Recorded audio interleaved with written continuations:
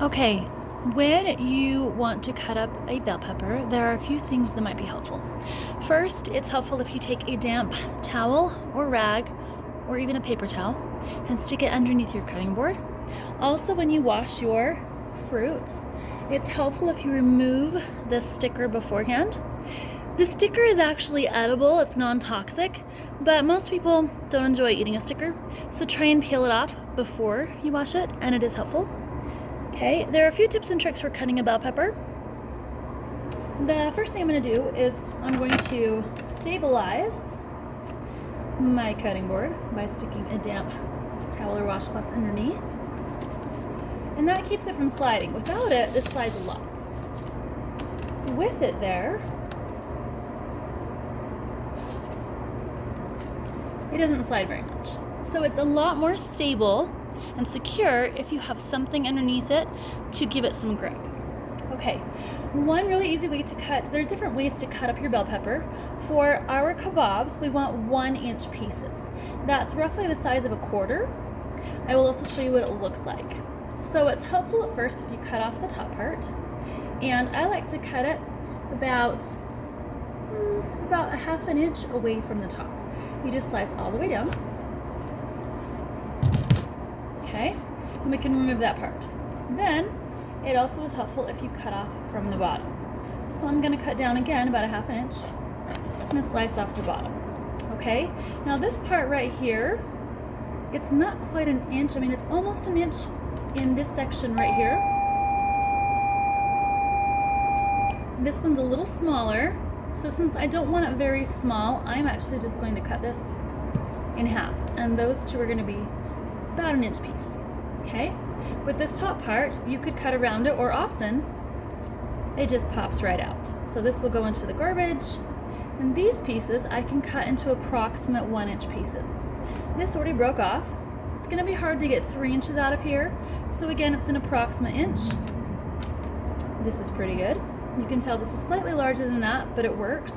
We don't want to go too small, but these two ends are not going to be perfect sizes. With this part right here, I can get approximate inch sizes, and we can get about 3 out of this one. So you can see again, they're not exactly an inch, but they're pretty close.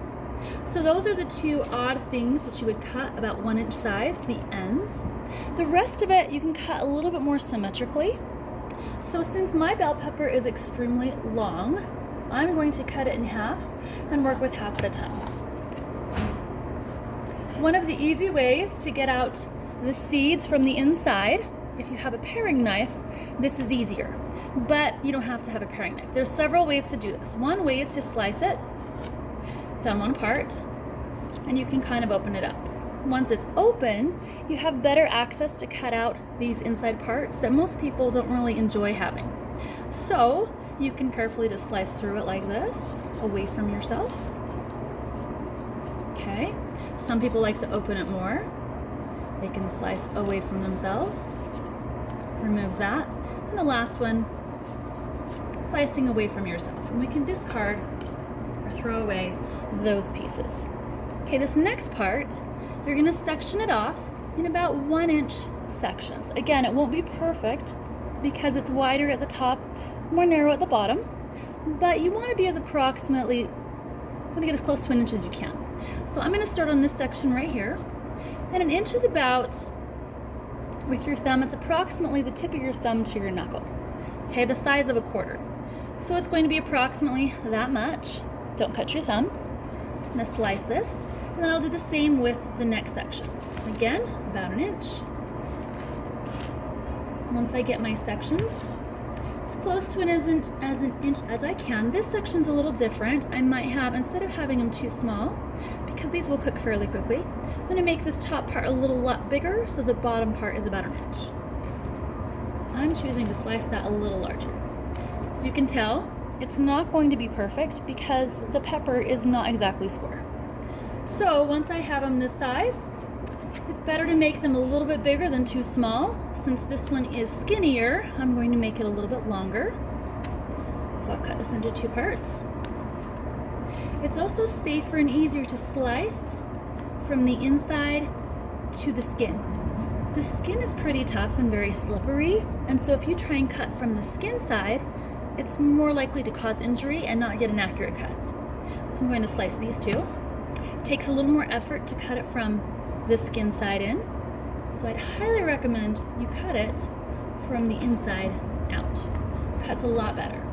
So I'm going to do the same thing with this one as I did with the other one that was really narrow. I'm going to cut it slightly higher so it equals out about the same amount. This one's a little large, but it will be fine. Okay, so I'm going to continue with some of these. And you have approximately inch and a half size pieces. It's better to have them slightly larger than too small. What we don't want, if you need a 1-inch piece, is to have a piece that has waste. This is now closer to 1 inch in size, but what am I going to do with this piece? We don't want to waste our food, so instead of having this random off piece that we may not use for anything, we don't want to throw it away, it will burn up on our kebab. Instead of wasting this, we just keep it attached. Hopefully this is helpful. With this other part, you can do it the same way. I did want to show you another way of cutting this. Again, with the paring knife, it will be easier. If you take your knife and carefully slice down the membrane, and do it again, slicing down, and slicing down, you can keep your bell pepper in a circle shape and remove it. If you are making something that needs this bell pepper to be a circle still, some recipes have a slice of bell pepper and they cook something inside. If that is the case, this would be a better way to remove the seeds than the first example I showed you. And those are just some tips for how to cut your bell pepper.